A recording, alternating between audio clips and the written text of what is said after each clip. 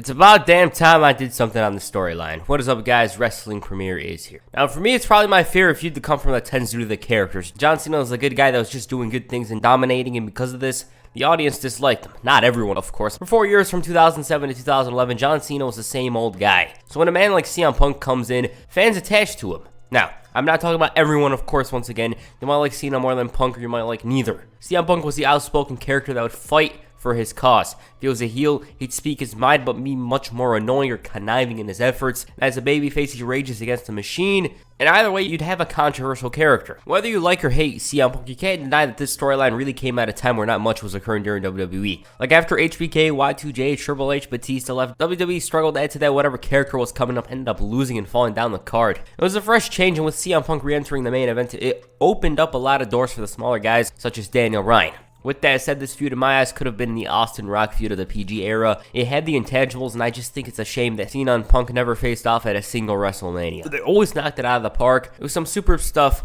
It's very shameful we never got to see it, but anyways, John Cena, CM Punk, let's get into it. In the beginning of the year, John Cena was wearing purple. He was doing the same old main eventing shows, getting title shots, all that. CM Punk, on the other hand, was somewhat bitter. I'm talking about real life, I should note, because The Miz was WWE champion, and he was all angry at the booking and how Miz was not only the champ, but was main eventing WrestleMania. CM Punk's like, that should be my spot. I should be in the main event. To this day, there's still some bitterness there. I mean, why would he respond to a little statement from Miz with a whole bloody whatever that was? I will remake Miz's title reign, but anyways, as for CM Punk, he quote-unquote was the most pissed off man in the entire company. Things are going bad for him in his mind. You know, the Stretch Society being thrown away, the new Nexus being an afterthought. He just didn't like the way things were run. Not only that, but CM Punk was dodging a contract extension for almost 2 years at this point. Reports circulated on the internet that Punk was not interested in re-signing around 2011 because he was burnt out and the booking was pissing him off. There was also this report that Vince and Triple H were fuming at Lauren Ice for not re-signing Punk in time. Is that true? I don't know. I wasn't there.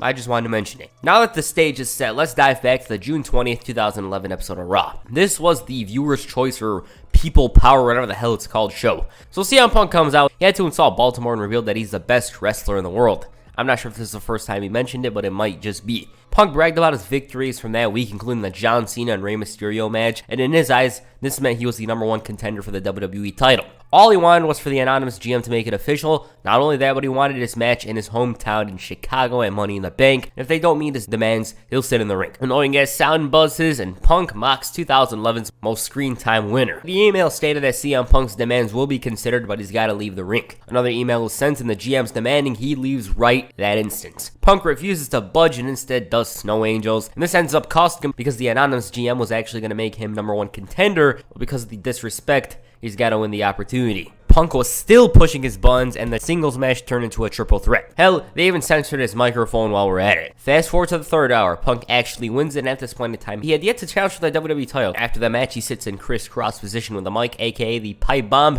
and reveals that July 17th, 2011 is going to be a historic day. Punk admitted that July 17th is the day his contract with World Wrestling Entertainment comes to an end, and then he promised to leave with the title. So basically, WWE was going to have a legit storyline involving one of their guys leaving. Obviously, some were skeptical, but because all the internet reports said that it was true, it made this story a hell of a lot interesting. Not only that, but it resembled the Ring of Honor 2005 storyline involving Punk himself that was aptly entitled The Summer of Punk. The story was all about him winning the Ring of Honor World Championship, turning heel in the process after announcing he's leaving, cursing out the fans. Hell, he even signed a WWE contract on top of the title. It was some good stuff. But anyways, on Raw Roulette, CM Punk cost John Cena his tables match with R-Truth. After the match, Punk donning a Stone Cold t-shirt, grabbed the mic, and you know what's up. I'd like to call it the Montreal moment, meaning everyone has talked about it. But long story short, CM Punk aired his grievances with WWE unlike anybody else did in that era. He revealed that he liked Cena more so than most in the bag, but the one thing that he's always disliked about him was the fact that he was perceived as being the best. In Punk's eyes, that wasn't factual, and the only thing that Cena's better at is kissing ass. He broke the fourth wall, mentioned Paul Heyman and Brock Lesnar, which was a shock, poked fun at the imaginary brass rings, felt that he was untouchable, yet despite whatever he does, there's no opportunity for him. He complained about Dwayne being in the main event of WrestleMania, cursed out the fans for being WWE shills, referenced New Japan Pro Wrestling and Ring of Honor, which again was probably unheard of at this point, waved at Colt Cabana, said Vince should be a billionaire, but he surrounds himself with yes men, which prevents him from being just that. And while he likes to think this company's going to be better after he dies, the rest of the stupid family is going to take over. Just as he goes to speak about the bullying campaign, they shut off his mic. like. Truly a remarkable and sensational promo. CM Punk's promo resonated with many due to the real content within. He knew the fans' grievances and did his best to mention them. You know, Cena being the face of the company, how McMahon makes money despite himself, and there's only a handful of promos that managed to make an impact like Punk's did. With that said, because of Punk's statement, he was kayfabe suspended, although it may have been hard to tell. Also, he was going to be replaced with Alberto Del Rio, meaning no money in the bank for CM Punk. July 4th comes and John Cena finally responded to the pipe bomb and the subsequent suspension. He didn't like how WWE was going to forget about him and move on, and while himself and CM Punk may have a different view on the concept of loyalty, Cena didn't appreciate the fact that Punk was suspended for having a voice. Cena knew that he had to take a stand against this. Then the champ announced that Mr. McMahon will be in the building, and he refused to have McMahon say some politically correct answer and admitted that he wanted the CM Punk match at Money in the Bank. So later that night, Mr. McMahon made his long-awaited appearance. He explained why he suspended Punk with 3 simple words. He deserved it. Reason why Vin McMahon suspended him was because he wanted to do right by the fans. First of all, Punk wasn't even worthy of being featured in promotional products in his eyes. He's just a punk tool. It was like, that's it. That's the reason why I suspended him. It was a boring answer, and John Cena ended up coming out due to this. The champ offered his rebuttal, stating that it's ironic how Vince could come out and say whatever he wants. He gave everyone a little history lesson regarding the boss, talking about the old days, how Vince was a fighter, but nowadays that doesn't seem to be the case. Maybe the old man's just gotta hang it up if he doesn't want to fight. Regarding CM Punk, of course. Then, McMahon finally admitted why he suspended Punk. He didn't want to take a chance. Unlike this whole thing, he takes calculated risks like the the WBF, and Punk taking his title would embarrass him, and he just refused to allow that to happen.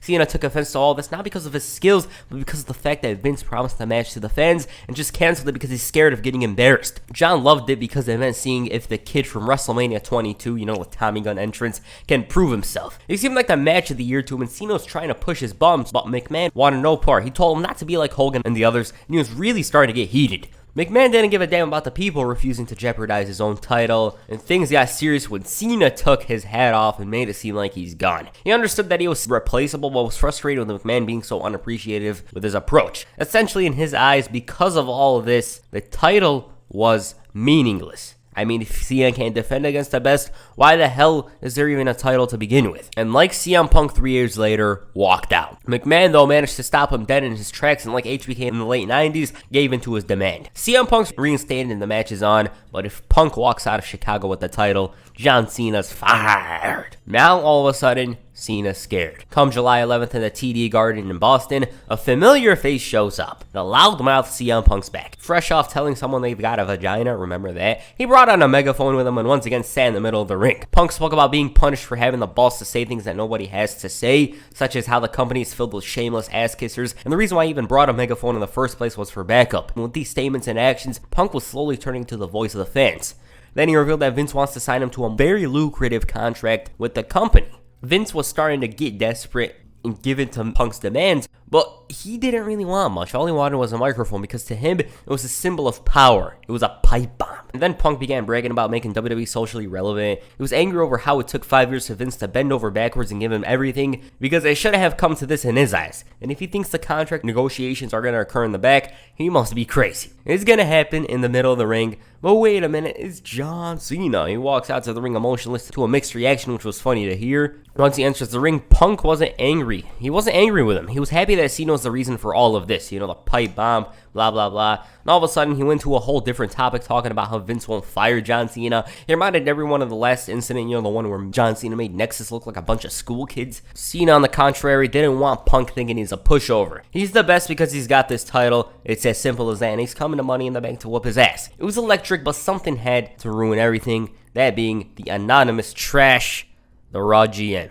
At the end of the night, the contract negotiations took place, and if you thought this was going to end with Punk resigning in kayfabe, you must have bought my NFTs. Punk comes out and things get interesting. Boss just wants to wrap things up, but Punk had to run his mouth. He didn't believe Vince would actually go through with this, but it seemed as if McMahon didn't believe John Cena could win it, hence the contract negotiations. Unfortunately, though, the contract wasn't up to par with what Punk wanted.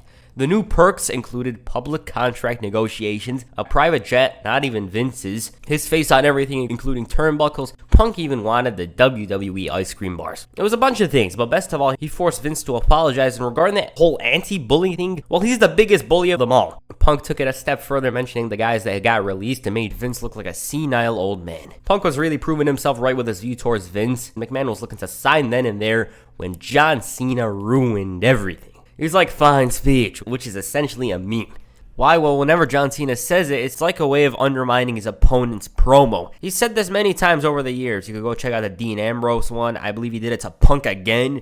A bunch of them. Just wanted to mention it. John made Punk look like a selfish villain. The other guys were acting like babies. He called Punk the biggest hypocrite of them all, saying that he's walking around like the voice of the people, but by next week he's gone. And while he admires Punk walking to the beat of his own drum, he's lost sight of everything, and finally, he responds. Punk found it ironic that John Cena's saying this. Why? Well, the 10-time champion that emanates from Boston wearing red wears the same colors as the Red Sox, who portray themselves as the underdog. He also mentioned the Bruins, the Patriots, and the Celtics as well, and in Punk's eyes, Cena was everything he hates. He was no longer an underdog, he was a dynasty. He has become the New York Yankees, and boom. It struck a nerve in Cena because of the fact that he's a Boston native. The Yankees are their rivals, and it was blasphemous to even mention that, let alone think of it. So yeah. Also, in storyline, I guess it struck a nerve in Cena because Punk was right. WWE had been portraying John Cena as this underdog for about 6 years up to this point, when in reality, anybody that faces him, including Punk, was the underdog. He goes up to the top of the stage and explains why he's leaving. It's because he's tired of the management, he's tired of John Cena, he's tired of everything, and gives his goodbye. Man, what a build that was. It was epic. It's so insane to see so many memorable moments come from a 3-week build.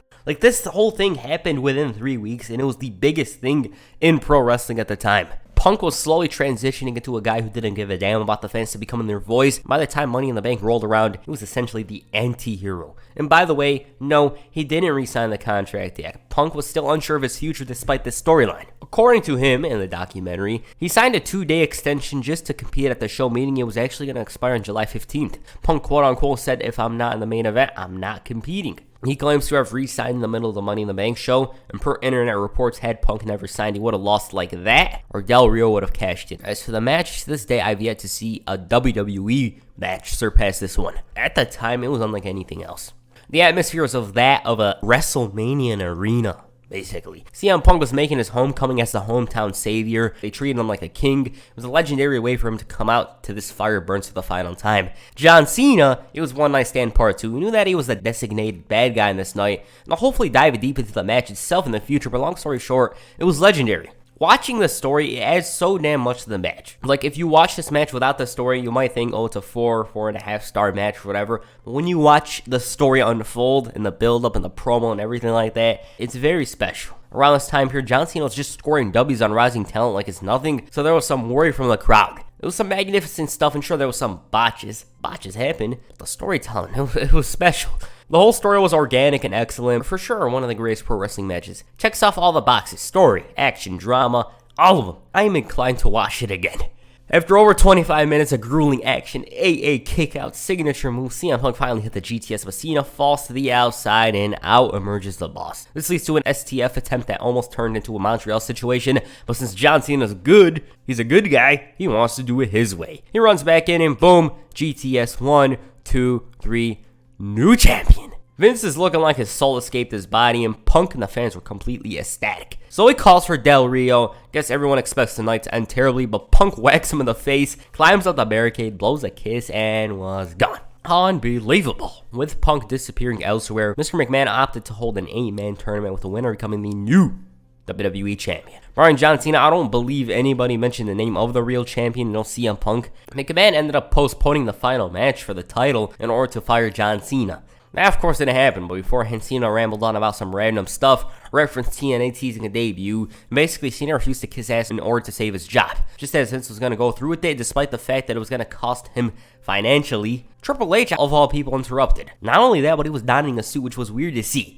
The reason why I was out here was not to witness Vince fire John Cena, no, but to reveal that McMahon's been relieved of his duties. Oh yeah, this one. Cena's not fired, and Vince was no longer working on the day-to-day duties of the company. Meanwhile, CM Punk was living his best life, putting his title belt in the fridge. Hell, even made his way to Comic-Con in order to confront Triple H. There was some very cool stuff. You know, they were adding to the storyline. The real champ was very well aware of WWE's efforts to crown a new champ, because the Ruckus asking Triple H to come challenge for the title in Chicago, even asked him to push Zack Ryder, so Triple H is like, a champion actually performs. Maybe we can work something out. And his response, you know where to find me. I'm sure Stephanie has my phone number, so you Up to this point, WWE was doing good with this storyline. Had they had Punk defend the title in New Japan and Ring of Honor, which I doubt would have happened, it would have added greatly to it. Meanwhile, Rey Mysterio was the one to win the tournament. It was finally WWE champion, said something along the lines of, "Daddy's coming home, this time he's bringing the title." Spoiler alert, he didn't. Triple H booked the title match between the two baby faces. Rey ends up losing in 12 minutes, and I should mention that I went into detail with it in this video. But anyways, John Cena won the gold, which I find dumb. Not because of Cena winning it again, but because it made his character look kind of like a heel. He should have been dragged out for SummerSlam because Rey and Cena were two of the most popular guys in the world. You know, kids at schools around this time were very likely to have these two as their favorites. The buy rate would have been much better than what it was at SummerSlam, I assume. But yeah, John Cena's won the WWE Championship from WWEshop.com. Cool. All of a sudden, Cult of Personality plays, and I'm like, it's the song from San Andreas. Oh, it's this guy. I found it very cool that CM Punk had the Cult of Personality as his theme song, because it fit in line with his voice of the voiceless character, and if money wasn't a problem, it would be awesome to see others have licensed music. But yeah, it shows that Punk was kind of a big deal due to the fact that he had licensed music. Anyways, Punk enters the ring, Cena raises his replica belt, Punk raises his, and John just knew that Punk was a real champion. Now, if you're thinking, oh, they rushed Punk's return, well, I'm pretty sure you'd prefer what went down than what was actually planned. According to Dave Meltzer in the Wrestling Observer newsletter, there were actually 6 different scripts written for Raw, one of which would have resulted in Triple H laying out CM Punk with a pedigree, and although the obvious scenario would be for WWE to capitalize on CM Punk's recent popularity and push him to the moon, most of the scenarios presented for Monday's Raw were not to get Punk over, but to emphasize Triple H's new role as Vince McMahon's successor. Prior to WWE settling on what we saw unfold on Monday night, the original plan for CM Punk's return was for him to get attacked and pedigreed by Triple H. Alberto Del Rio then would have come out, cashed in his Money in the Bank briefcase. While this would have certainly put Triple H over as a major heel and led to an eventual program with a babyface Punk, cooler heads prevailed and the angle of Punk getting squashed on the night of his return was scrapped. Oh man, that would have went well, right? On the August 1st, 2011 episode of Raw, CM Punk finally addressed why he returned. He shouted that the champ is here to a mixed reaction, and Punk sat down to give everyone an explanation as to why he returned. First of all, he admitted that he likes this place but dislikes the people that work here. While he could have resigned the contract and everything goes on normally, he preferred to cause chaos and change. Punk didn't take all credit for this change, however, as he felt the fans also caused this change, and he was here to make this thing fun again. He couldn't change this place sitting on his couch in Chicago. Regarding John Cena, he's just about as much his champion as that fan over there. Regardless of the tournament, the championship is in his possession. He's the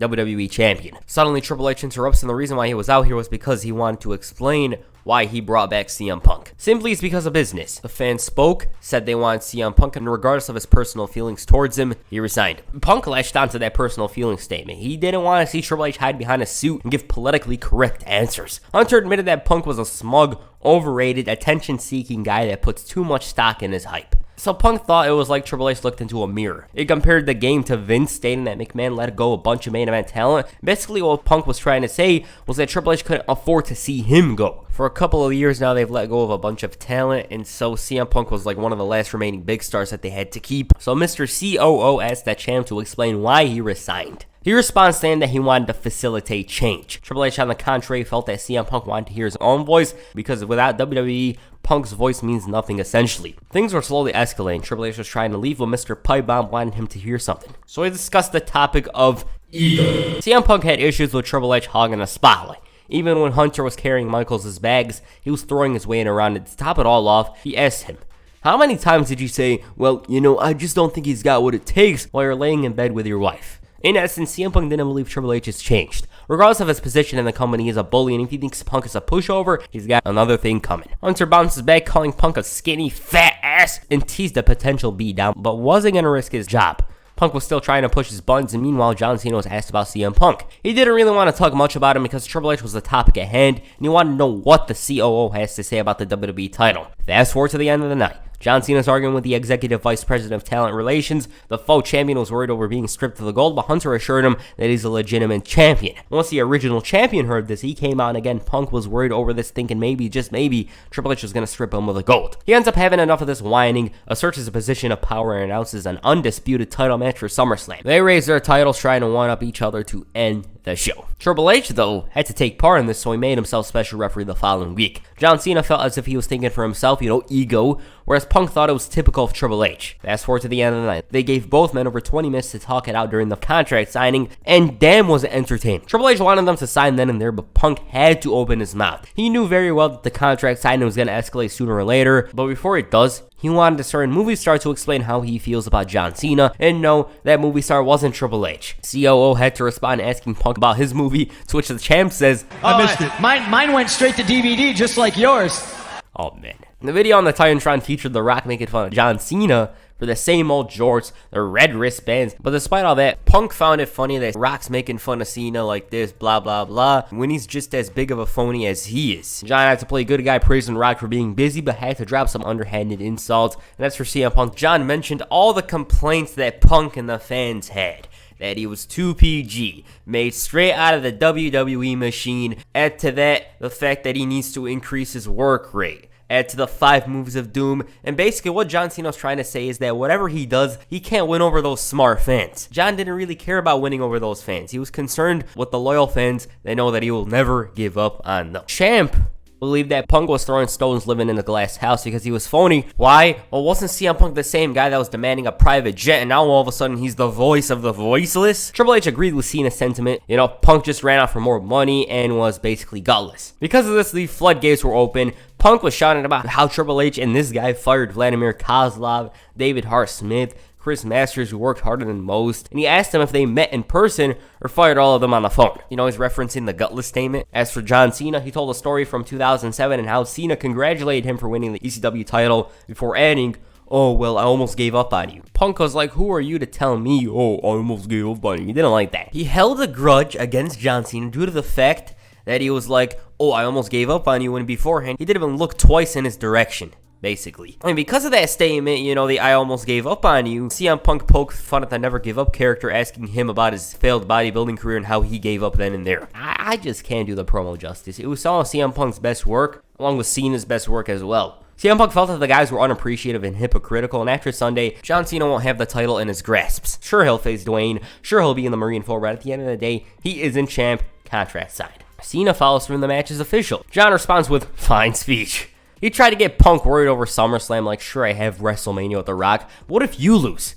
Like, I'm a main eventer, I'm the top guy for the company.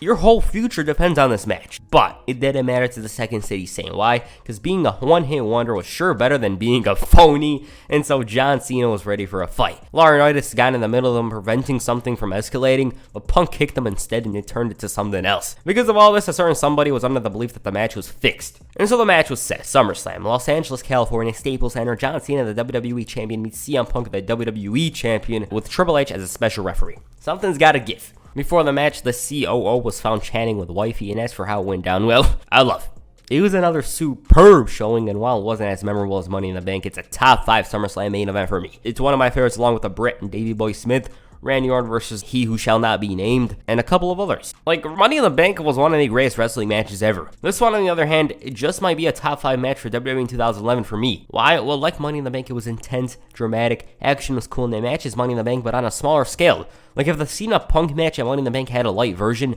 this would be it. But unfortunately, though, you can't have a good thing for long in WWE world, because it ended at a controversial finish. So Punk hits the go to sleep. He goes for the cover 1, 2, foots on the rope, but Triple H doesn't notice, and he wins it. John complains about the finish. Punk celebrates. The other guys end up walking to the back when Kevin Nash returned, lays out Punk. You guys know what's up. Del Rio comes in, cashes in the briefcase, and becomes new champion. That's SummerSlam. To be honest, I don't know why they inserted Kevin Nash, of all people, into this. It's so damn random. But yeah, overall, this was a good one. From the pipe bomb all the way up to SummerSlam 2011, it was some very entertaining, very good stuff. And it's just such a shame that WWE managed to screw up the whole thing afterwards. They had that whole conspiracy thing, which was so damn confusing. And I just think it should have led to a Triple H and CM Punk match at WrestleMania. If you want to watch that video, here it is. I will eventually do the second part of Cena and Punk's feud. So yeah, what did you guys think of this feud? Please comment down below. And that's it for this video. Make sure you hit an AA on the like button, perhaps a GTS on the subscribe button. Peace. I'm out.